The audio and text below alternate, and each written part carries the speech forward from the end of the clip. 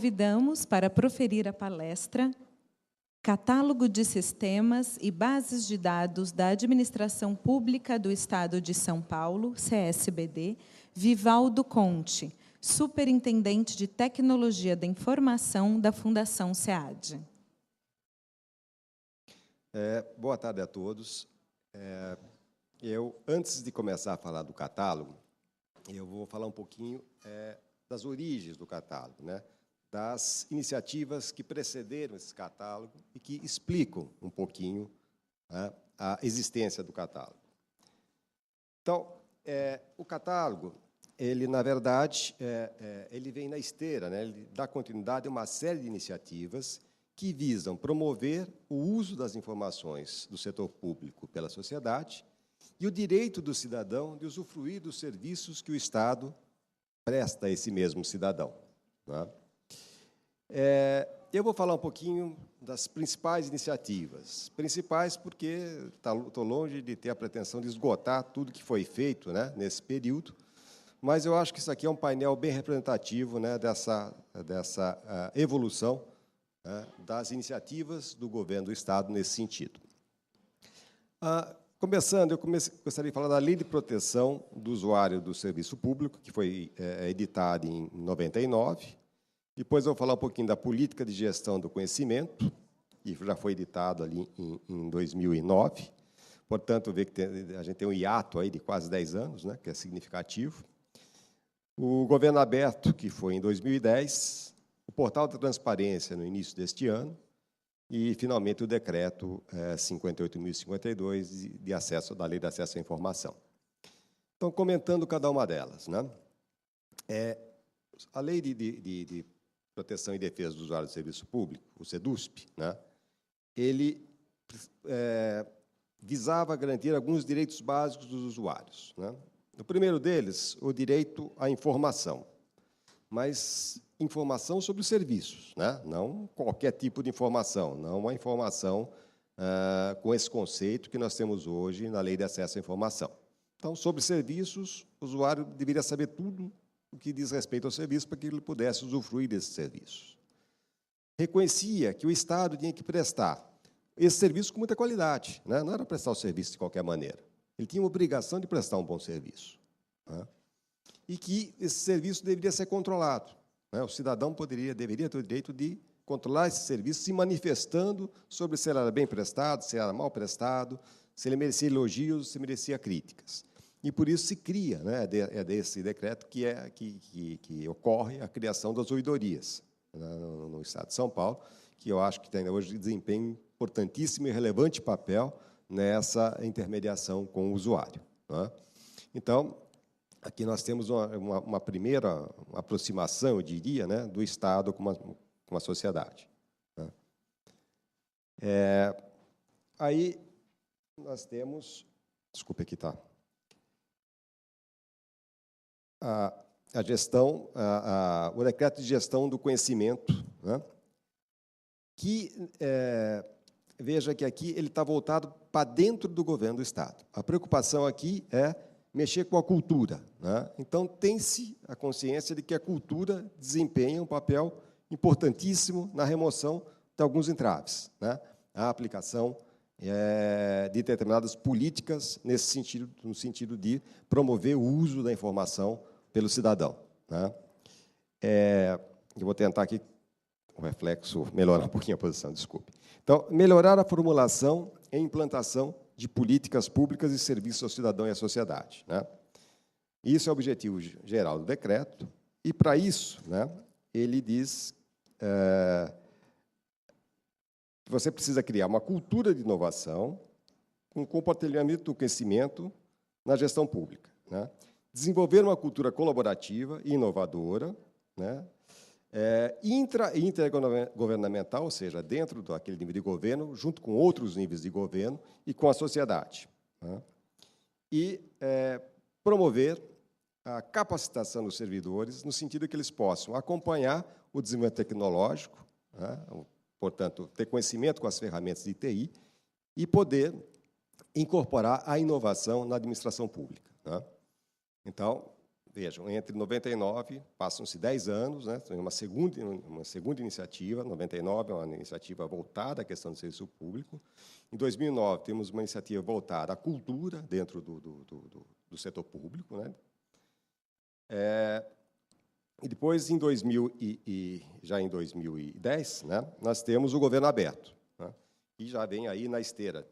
É uma experiência que já era bastante antiga, razoavelmente antiga nos países desenvolvidos, mas que se implanta aqui no governo do Estado de São Paulo, né, a ideia de estar disponibilizando essas informações na sua maior desagregação, em formatos abertos que permitam a reutilização pelo usuário, né, para outros fins, sejam fins de pesquisa, sejam fins de aplicativos, qualquer fim, né, que essas informações se prestem aos objetivos do usuário, né. Finalmente, a gente tem o portal, finalmente não, desculpa, no início deste ano, o portal da transparência estadual, uma iniciativa importantíssima, que coloca informações, né, como o controle das diárias, os investimentos realizados, a remuneração dos servidores, receitas arrecadadas, gastos com merenda escolar, ou seja, informações que permitem, de alguma forma, ao cidadão acompanhar como o Estado gasta o seu dinheiro e como o Estado arrecada o seu dinheiro, né? São informações que eu acho que, do meu ponto de vista, preenchem, né, uma parte importante daquilo que o Estado deve disponibilizar ao setor público. Mas, claro, né, ele é uma parte disso. As informações do Estado ultrapassam a questão da arrecadação e do gasto, né?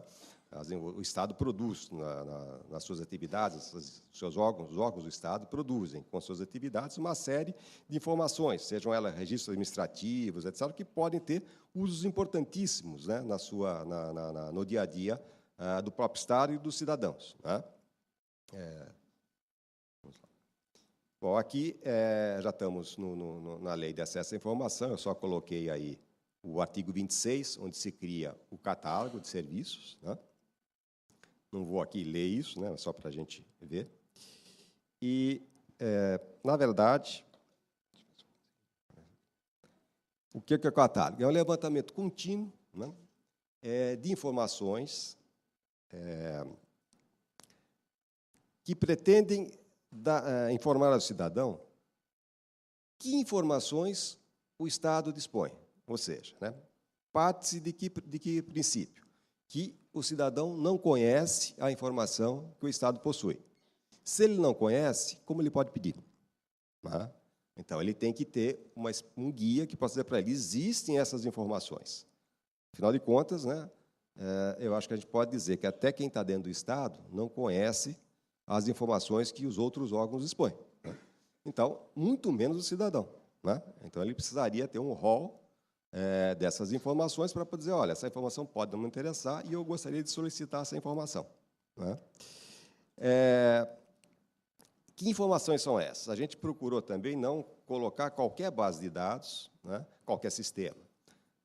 A gente deixou de lado, num primeiro momento, as informações meio, vamos dizer assim, né? Por exemplo, frota de veículos, protocolo, né? A gente pede que os órgãos registrem as informações decorrentes da sua atividade fim, né? Falando de casa do SEAD, né, o SEAD produz estatísticas. Então, aí, né, tudo que ele produzir, todos os levantamentos, pesquisas estão lá, né? Quer dizer, você tem que disponibilizar isso tudo, de alguma forma, à sociedade.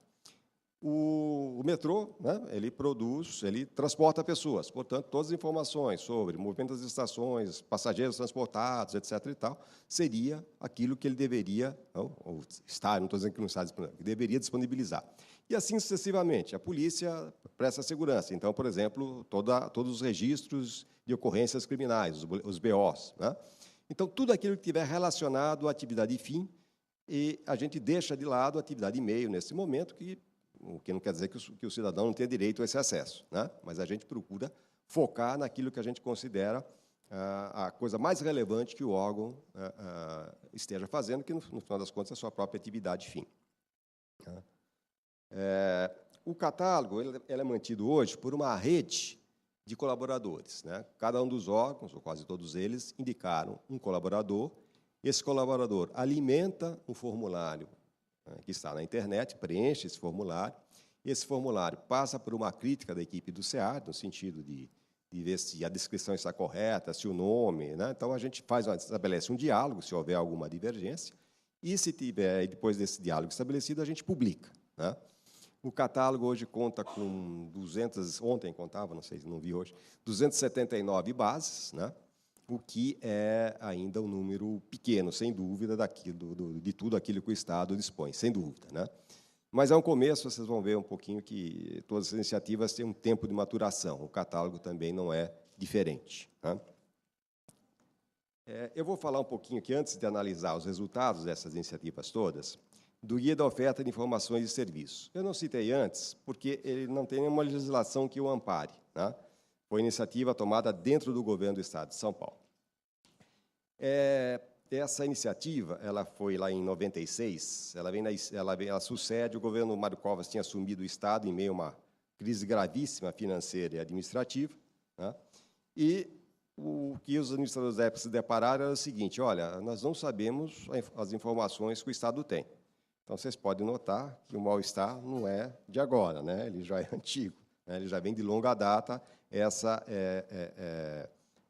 ausência, né, de informações sobre, afinal de contas, o que o Estado tem de informações e onde é que elas estão, né? Veja que o Guia de Informações ele era restrito ao governo, né? Só tinham acesso ao Guia de Oferta de Informações os gestores, e não todos os funcionários, os gestores de cada órgão, né? Aqui que eu começo a traçar uma coisa que eu acho bastante interessante, que é como o papel do Estado vai mudando ao longo do tempo, né? Como o Estado vai mudando a compreensão do seu papel. E aí nós temos, efetivamente, um processo histórico, é evidente, né? Nós saímos de uma ditadura que termina em 85, né, 86, né? E começamos um processo democrático. Um processo, né, essa transição da ditadura para a democracia foi muito mais um processo que veio costurado pelas elites do que resultado de uma pressão popular, né, de uma pressão da sociedade. Claro que a sociedade participou, teve movimentos, coisa e tal, mas ainda o nível de organização da sociedade era muito pouco. Quer dizer, o Estado parte, então, do momento em que ele é o tutor da sociedade, né? Ele diz: olha, eu sei o que é bom para a sociedade, né? E aqui está o que eu vou fazer, né? Ok? Você vai fazer, eu sei o que é bom, vocês não preciso escutá-los, tá certo? Tenho certeza que vocês vão ser, o resultado vai ser bom das minhas iniciativas, né? E, ao longo do tempo, isso vai mudando, né? Eu acho que as próximas coisas que vão começar a ficar claro isso, né? O Estado percebe que esse papel, né, na democracia, ele não é sustentável, eu preciso cada vez ouvir mais os segmentos sociais, os setores da sociedade, né? E eu preciso colocar em discussão a minha própria forma de agir e minhas ações e políticas, né, elas devem ser precedidas de algum tipo de consulta a essa sociedade, né? Então, o Guia de Serviços Públicos, né, o SEDUSP, a lei de defesa do usuário de serviço público, ela vai desaguar, ela continha dentro dela uma coisa chamada Quadro Geral dos Serviços Públicos. Esse quadro geral é a mesma coisa, é o mesmo conceito do catálogo, né? Se eu digo para o usuário que ele tem que usufruir o serviço, que ele tem direito de usufruir os serviços, ele precisa saber que serviço eu estou prestando, né? Como é que ele vai usufruir o serviço se ele não sabe que serviço o Estado presta? Ou ele sabe alguns, mas não sabe todos, né? Então, essa lei continha lá um artigo que dizia que era necessária a criação de um quadro geral de serviços públicos que desse uma relação desses serviços, né, onde eles eram prestados, quando, como, se eram pagos ou não, etc. E tal. Esse quadro geral acaba desaguando no Portal do Cidadão, né? Então, está lá o Portal do Cidadão, que até hoje está aí no ar, está lá naquela barrinha do governo que capeia ali todos os sites de governo, né? E você tem uma relação dos serviços prestados, onde ele é prestado, quem você pode contatar, que horário, se custa ou não, uma série de informações sobre esses serviços, né? Há uma lenta adesão, né? Daqui eu quero chamar a atenção também pelo seguinte: o Portal do Cidadão ele começou ali com o quadro geral em 99, 2000, mas só em 2004, quase 4 ou 5 anos depois, que a gente realmente consegue reunir uma quantidade de serviços que realmente mostra, né, aquilo que o Estado presta ao cidadão. Então, a partir de 2004, a gente chegou em torno aí de 2.000 serviços. A primeira versão do quadro geral continha em torno de 200 e poucos serviços, um pouquinho depois passou para 400, e aí um longo processo para chegar a esses quase 2.000. Né? Aí, esse número varia conforme você organiza. Né? Hoje, talvez tenha um pouco menos, conforme você organiza os serviços baixos. Você pode ter um serviço com vários subserviços, vamos dizer assim, ou pode ter serviços todos destacados. Né? Bom, o portal do Governo Aberto, né, foi feito em 2010. O objetivo é disponibilizar cópias, né, como a gente já falou, de bases de dados que possam ser reutilizadas pelo usuário. Né? Mas aqui está, de novo, o processo, né, da lenta adesão. Hoje nós temos apenas 46 bases com 5 órgãos. Né? Então, veja, né, quer dizer, o catálogo, né, aqui tem uma coisa importante. O catálogo não é objetivo. Né? Eu posso dizer a informação que existe, mas o objetivo é que as pessoas tenham acesso à informação.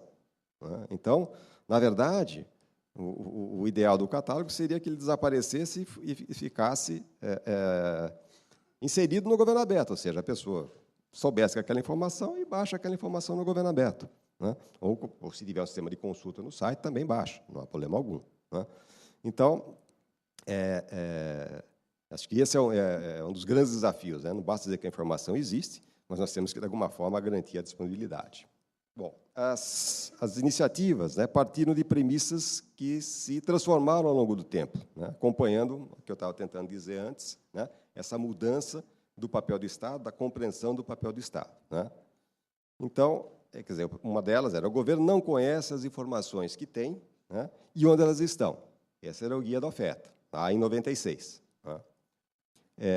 A sociedade não sabe quais os serviços o governo oferece e, portanto, não usufrui plenamente dos seus direitos. Né? É a questão do cidadão, do cidadão SP. Né? O governo não disponibiliza adequadamente e só consegue explorar pequena parte do potencial de suas informações. Né? E, para avançar nessa exploração, ele precisa do auxílio da sociedade. Esse é o Governo Aberto. Né? E aí o catálogo a sociedade não conhece as bases de dados do governo. Né? Há várias semelhanças, né, entre essas iniciativas, né, mas eu percebo que elas avançam, elas são cada vez mais avançadas no sentido, né, de abrir o Estado e colocar o Estado à disposição da sociedade. Né. Estou longe de dizer que isso esteja completo, isso esteja perfeito, o movimento esteja acabado, nada disso. Eu só mostro que eu só entendo que há uma tendência bem clara que caminha nesse sentido, né, como resultado próprio, como eu já disse, processo histórico ali da evolução, né, da transição do período autoritário para a democracia, transcorridos ali 27 anos. Né?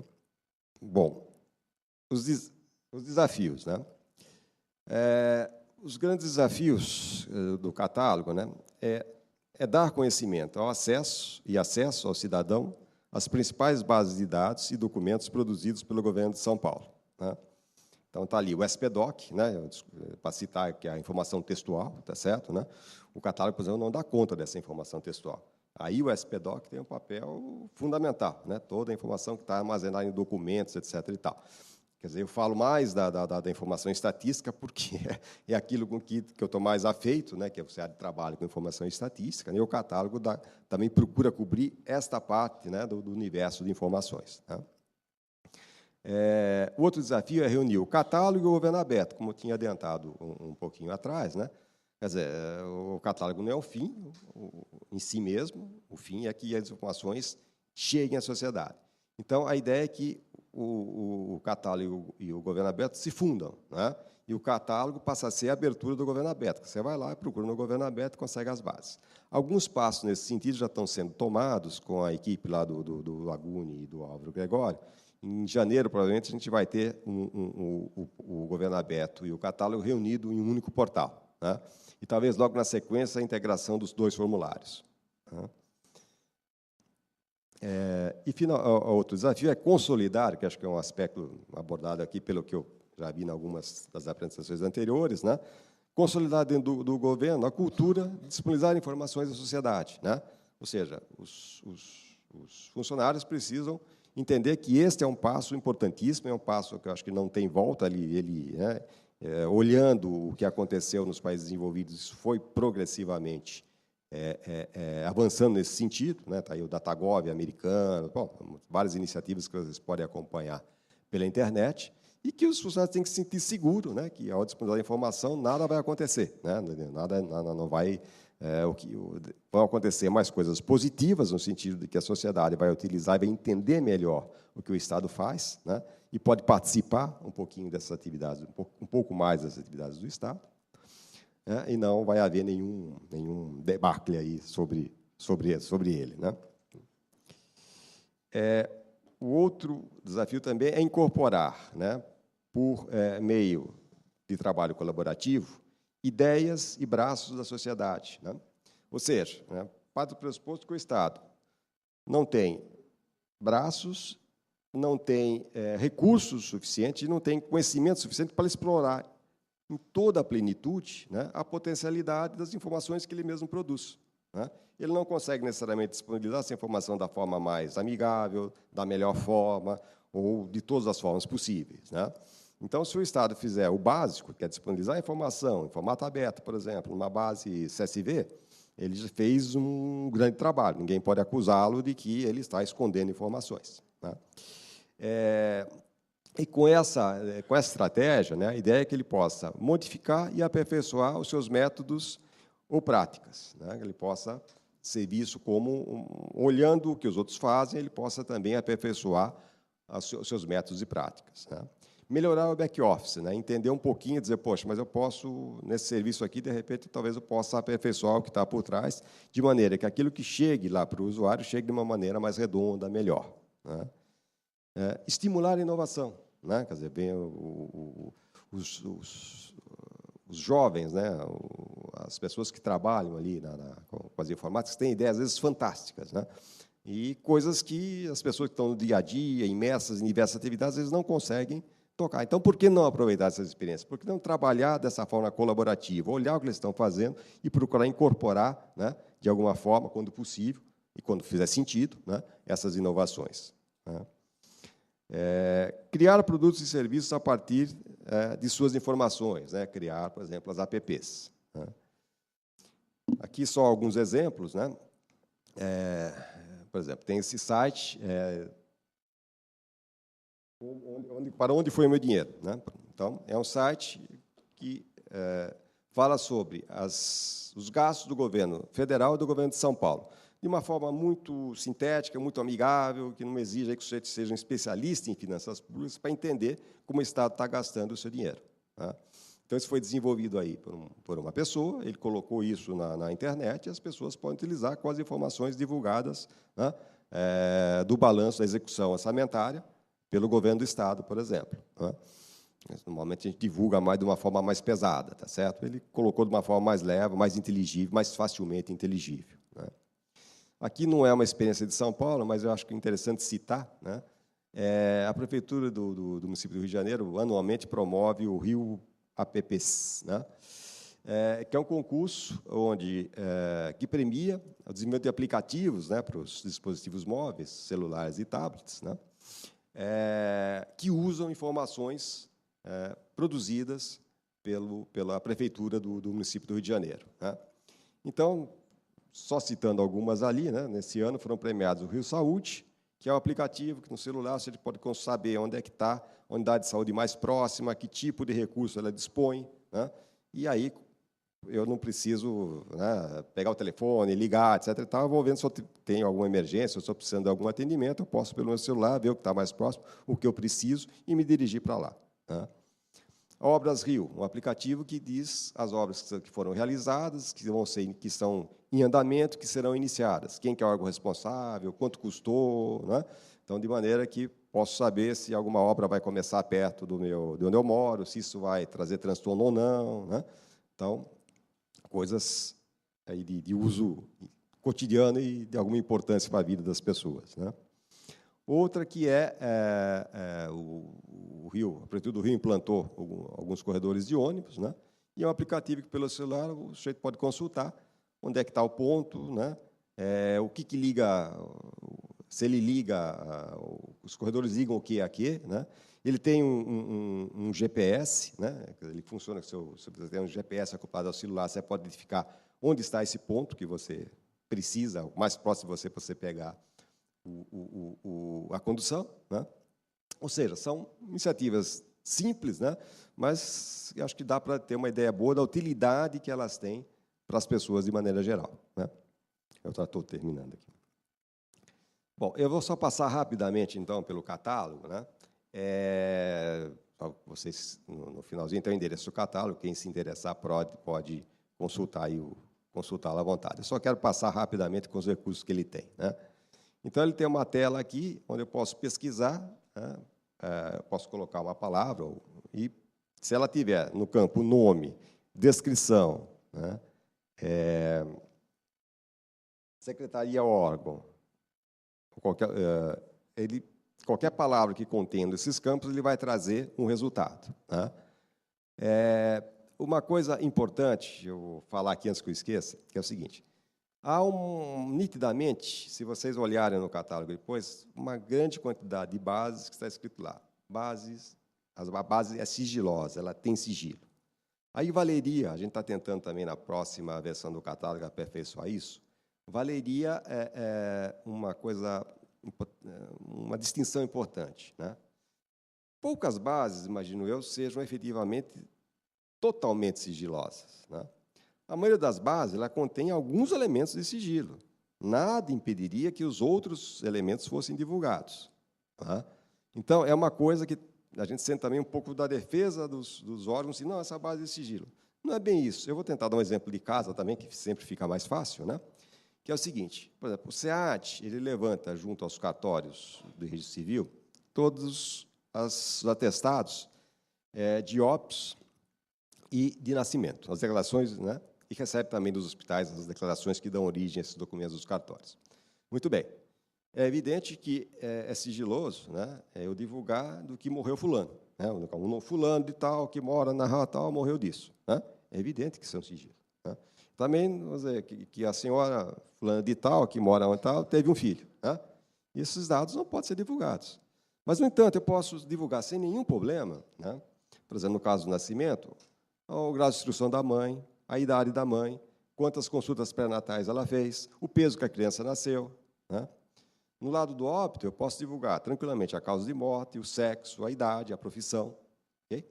Então, esses elementos são importantíssimos, né? De um lado, para você entender a dinâmica demográfica do Estado de São Paulo. Ou seja, qual que é o crescimento vegetativo da população e onde cresce mais e onde cresce menos, né? Então, isso em torno de uma política do Estado, né? Eu preciso saber se o crescimento, se diminui a taxa de natalidade, né? Eu vou entender que minha população está envelhecendo e que, portanto, eu vou precisar de serviços para pessoas mais idosas do que para pessoas jovens, né? Que é o que está acontecendo agora, né? Você tem aí um envelhecimento relativamente acelerado da população, né? Se eu divulgo do que as pessoas morreram, etc. e tal, eu tenho elementos importantíssimos para a ação de saúde pública, né? Então, a Secretaria de Saúde precisa desses dados, esses dados são importantíssimos. Então, é só para dar um exemplo, né? Quer dizer, nessa base de dados, o que é sigiloso é o nome das pessoas, é a identificação das pessoas que devem ser preservadas, é evidente. O resto tudo eu posso divulgar, né? Então, a gente pretende colocar também essa distinção, quer dizer, informações que a base de dados é sigilosa, mas o que é sigilosa essa base de dados, né? Que atributos dessas bases de dados poderiam ser divulgados sem problemas, tá? Muito bem. Então, aí, com base nessa pesquisa, por exemplo, ele vai trazer uma relação de bases, né? Acessa São Paulo aí que está legível aí na tela, né?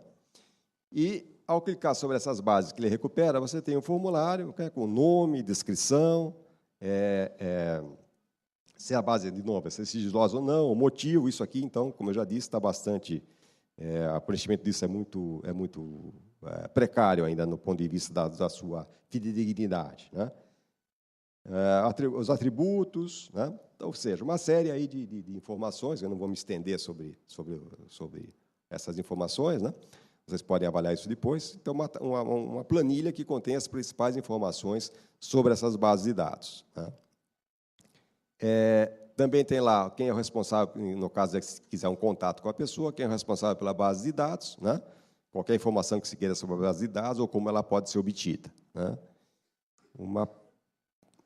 Uma parte também de comentários, né? Então, aí, qualquer pessoa que pode fazer um comentário sobre a base. Aqui não dá para ver, mas aqui tem pelo menos um comentário, uma pessoa que fez um comentário qualquer sobre a base, e esse comentário é compartilhado por qualquer pessoa que entre, né,